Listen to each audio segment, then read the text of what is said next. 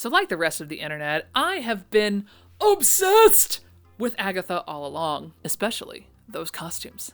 If you haven't seen the show, I will do my best not to spoil it, but infer as you will. Also go watch the show. So what I'm doing this week is I am going to be diving as deep as I possibly can, knowing that I've never actually seen the costumes in person, that I've just stopped and gone back and forth and back and forth and back and forth and back and forth across the episodes 7,000 times. There's a pleat right there. 1, 2, 3. To give you a bit more information about what I am seeing on screen, and giving you some of the tips and tricks that I would use if you want to make your own version of these costumes. And today's video is brought to you by HelloFresh, but more on them in a little bit. And while I will be doing individual characters, I will also be doing a general vibe of each trial as well, should you want to dive into one of those covetous looks. Starting with Teen. Yes, I understand Teen is arguably one of the easiest characters probably to recreate, but I figured I'd start somewhere, and it was starting with him. So for Teen, we really see his main look as being a hooded sweatshirt, a knit jumper, aka sweater here in the US, described by the illustrious Daniel Salon as being hand knit as if he did it himself, which, accurate. But what I find interesting about this sweatshirt is that if you look very, very closely, there are tiny little Easter eggs, such as the pentagram is on one of his breasts, and the Eye of Agamotto is on the other one. There's a couple of moon situations on the shoulders, and then he also does just have a good solid pair of black jeans that do have some tears in certain spots, which in another interview that was done by Daniel, he describes as having Easter eggs stitched onto them. Now, I am not here to say that they are not there. I absolutely believe him that they are. However, I will say that in the deep richness of the tone of this show, I can't see them. But I'm sure they're there. Moving on to the illustrious Sharon. I'm gonna grab my purse. Also known as Mrs. Hart, which is technically the name that Wanda gave her during WandaVision. So if you haven't seen WandaVision, I guess neither of these make sense, but here we are. Why are you watching this video if you haven't watched either of these shows? But for the illustrious Sharon, you're going to go with a good solid pair of chinos on the bottom, basically just a nice good khaki pant, a like army green, tough looking apron, and a floral shirt that has good puff sleeves with a couple of gathers through here. And she also has the tiniest little ruffle right around her neckline. Oh, and of course, the oversized gardening hat with the curved brim. Am I supposed to know this song? Now, jumping into the trials. For trial number 1, what you're looking for is very modern knitwear. Or basically anything that you would get if you think about going to the Hamptons in the summer. So you're looking for lots of cardigans and linen pants, button-ups layered with knit turtlenecks. I personally enjoy that Alice's has the cutout similar to the cut on her actual regular costume. And if you notice, Sharon has the tiniest little floral neckerchief that almost matches perfectly the blouse that she's wearing when they go onto the road. Because what Daniel has done is anything that is a symbol of that character. So Agatha's necklace, Jen's potion bottle, the tarot cards for Lilia, etc. They all manifest themselves into the costumes. Now, most of the time, it's just changing the necklace into a more period appropriate for each trial. But there's a certain episode where he goes overboard. We'll get there in a minute. But let's take a minute to head downstairs and make lunch with the sponsor of today's video, HelloFresh. HelloFresh is a meal subscription service where fresh ingredients are delivered directly to your door. Their website allows you to customize your box and the delivery dates in which you would like to get them. And they say that breakfast is the most important meal of the day, and HelloFresh agrees. Which is why they are giving all subscribers one free breakfast item for life as long as your subscription is active in the US. But for today's lunch, I decided to go with the sweet pork and cabbage stir fry, which, since my daughter is back in school and I have less time, is extremely handy to have all of these ingredients just pre-packaged and ready to drop into the pan and be cooked.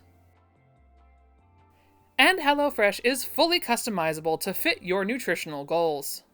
And since all of HelloFresh's ingredients are delivered fresh to your door, the Insniftigator approves. I love how simple it is to take 20 minutes out of the day from start to finish, and you have a fresh cooked homemade meal without having to worry about having too much or too little. Help support this channel by going to strms.net/HelloFresh_Stephanie_Canada and use my code StephCanOct10 and receive 10 free meals and 1 breakfast item per box while your subscription is active if you're in the US. The link and code are good in all countries, and respective discounts will apply. And thanks to HelloFresh for sponsoring today's video. And now back to the costumes. Now moving on to Lilia. She lives in layers. Her base layer looks to be a surplice top that is tucked into her high-waisted, what look like linen wide leg pants. However, I am only on episode 5 as of recording this here video. Why am I only on episode 5? Well, because it's currently not Wednesday yet, and I'm in live time recording this because I'm just obsessed. And at this point, we have not really seen Lilia without her quilted jacket on primarily. Because around the collar of the quilted jacket, you see the tarot cards that are embroidered all around this slightly elongated collar. But I will say that the quilted jacket is quite spectacular in the detail with all the stitchings. I wish I could get up close and personal to see all of the Easter eggs that Daniel hid in there, because I guarantee there are a ton. And now let's move on to Alice. Alice is going to be the Blood Witch of this entire shenanigans, and her costume is a complete departure from everybody else because she is known as the ex-cop of the group. So she has a very large, oversized moto jacket with lots of zippers and red details. And on the back, if you've caught it a few times, there's the painting of flames and a red moon. Then as far as her costume underneath the jacket, what we see is sort of a dropped crotch oversized pant that actually ends mid-calf and has lots of strap attachments, sort of like what I used to wear in the early 2000s. Not mad about that. And a sheer top with thumb holes cut out on the sleeves in an ombre blue to red dye, along with overlapping front panels that create a cutout effect, as well as a bustier top with white trim along the boning channel lines. Now to trial number 2. And this one takes us back to the glory days of the 70s. Check me out. The costume designer has acknowledged that they took inspiration from rock icons of the age. So if you are looking to recreate something such as the coven of this for yourself, you're going to want to look for looks from the following people: Janis Joplin, Cher, Liza Minnelli, Diana Ross, Stevie Nicks, and Mick Jagger. Because that is who he would then pair each character with. Now moving on to Rio. Rio is challenging because Rio is not one that definitely would have some type of pattern that you can just copy, paste, moving on. This is going to be more of like a modified jumpsuit with a massive cold shoulder, some tendrils down that looks like is why I think it's a bodysuit, just with very cut out sides, that lead into a legging that is sort of printed with vines or leaves, and a highly detailed bolero jacket with many different fabrics and stitches to create all that amazing texture. And then we have Jen. And let me tell you, I just want Jen's entire wardrobe. That's really what I want, because between her opening oversized shirtwaist dress with oversized sleeves and the embroidered along the collar edge, to her road look, which is this glorious, it's hard to even really say because it's not really at this point like a princess line dress with modifications, which I guess if you're going to make it yourself, you could do that. But what it is sort of like a bustier top that flows into an A-line skirt that I can't tell if it has any seams in it because the fabric is so amazing. And it also has waist yokes and shoulder yokes that are finished with either insertion lace style of braiding or it's laid on top. Either way, frickin' spectacular. I want that dress. But it also has a pretty deep neckline, and so she does have like a little, it's not quite a dickie so much as just like an extra layer, but then you have that glorious chain attachment to the dress. Oh, and that pink capelet that she enters in with the slits for sleeves and the giant structure and the giant collar is also absolutely chef's kiss. Now moving on to trial number 3. And this time we find ourselves in the 80s. We're okay. And it's like an 80s pajama party. Think rompers, oversized sweats, oversized t-shirts, and stirrup pants to achieve these looks. And honestly, you don't need a very particular pattern for this. Even more modern patterns could make this look without too much of a stretch. The only one that might be a little bit harder would be Jen's oversized onesie, which I would just advise buying a one-piece jumpsuit pattern and making it out of a nightgown style material. But here's the kicker. This is the one where instead of wearing their pieces of jewelry, this time Daniel decided to embroider most of them on there.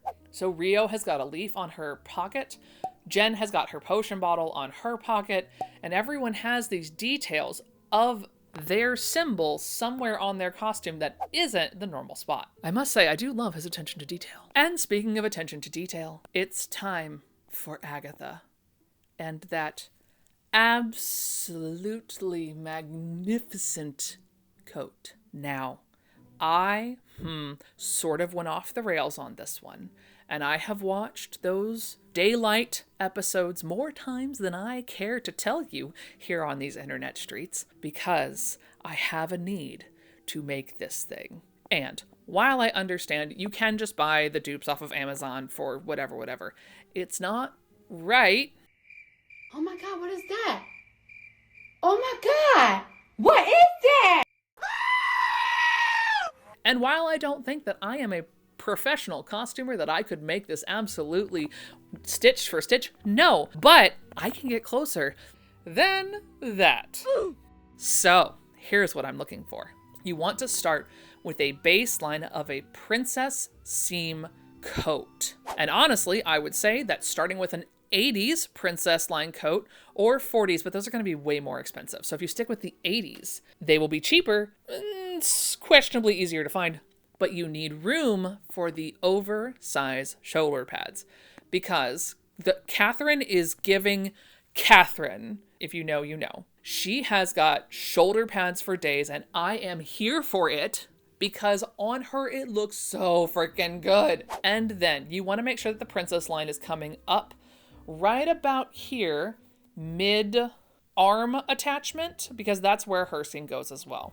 There are 2 little belts on this front side panel that will end in the side seam. So it is just from the princess seam, where there's a tiny little gather at the center, to a flat attachment at the side seam.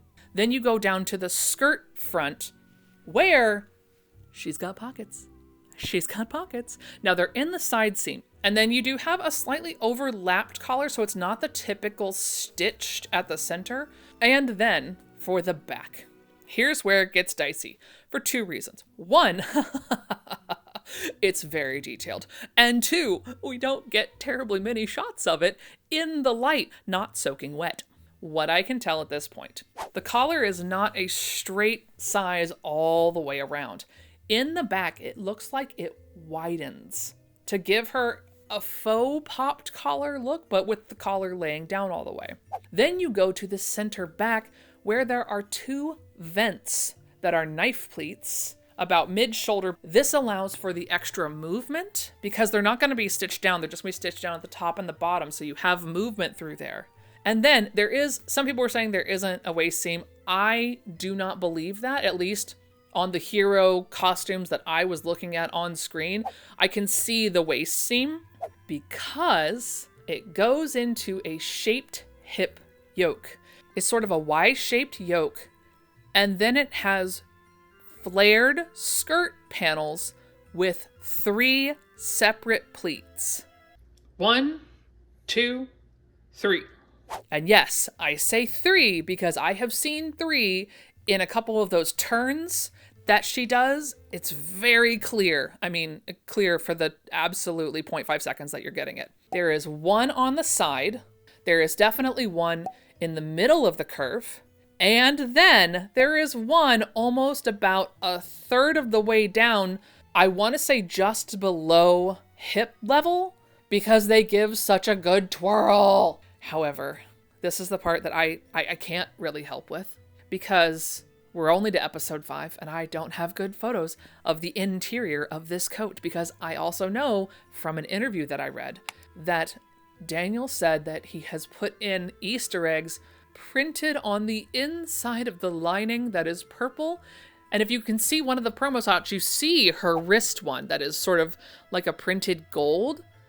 And apparently there are runes telling some type of story about Agatha. And I'm like, oh my God, the details, sir. And then if you're looking to do the rest of Agatha, it's a bit more complicated than just a button-up white shirt and purple pants. But that, if we're going for like focus on one big part of the cosplay, that's gonna be your thing to focus on, is the coat in that blue with the purple lining and the details there. Focus on that, and then grab a white button-up and purple high-waisted pants. Honestly, the pants I think are going to be super simple, because they do just look to be a front pleat, wide leg, high-waisted trouser. And yes, they have pockets too. The shirt, on the other hand, is where even people with like my hyper-specific brain go, oh my God, there's so much happening on this thing, because they decided to do a whole bunch of pin tucks. Great, cool, we love a good pin tuck moment, but I don't mean like we did a couple pin tucks. There are pin tucks all over this thing. The front, the sleeves, the cuffs. And we can't even really see the back yet because we haven't really gotten a good shot of the shirt back yet. But honestly, for the sleeve, it's not a straight pin tuck either. It's all curved. It's so freaking good. It's so good. That's all I got, is it's so good. And that's the costumes in Agatha all along, up through episode 5. Let me know down in the comments below if you want me to continue this series when we get the other 4 episodes through the rest of this month. And I want to thank HelloFresh for sponsoring this video. And if you want to use my QR code or the link down below and use the code StephCanOct10 to receive 10 free meals, as well as free breakfast for life, so long as your subscription is active in the US. And if you did enjoy this video and you want to know a little more about the WandaVision costumes, I did a whole video on those right here, and YouTube in its infinite wisdom thinks that you'll like that one right there. Until next time, friends, I hope that you are sewing in chaos, and we'll see you next time. Bye, witches. Moving on to the illustrious, and that is my breakdown of the WandaVision. No.